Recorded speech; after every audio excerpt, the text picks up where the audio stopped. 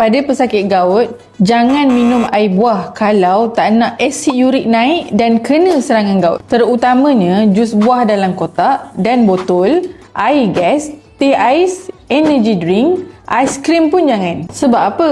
Sebab tinggi gula dan tinggi fruktosa yang naikkan asid urik. Ada dua lagi punca yang ramai tak sedar menyebabkan serangan gout.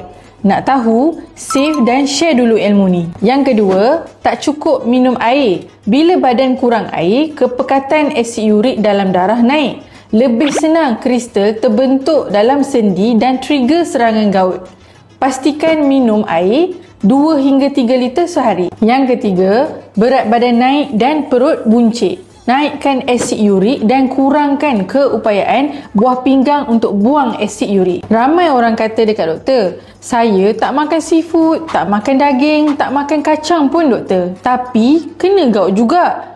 Inilah sebabnya. Nak tahu cara turunkan asid urik? Komen nak doktor dan tengok video berikutnya.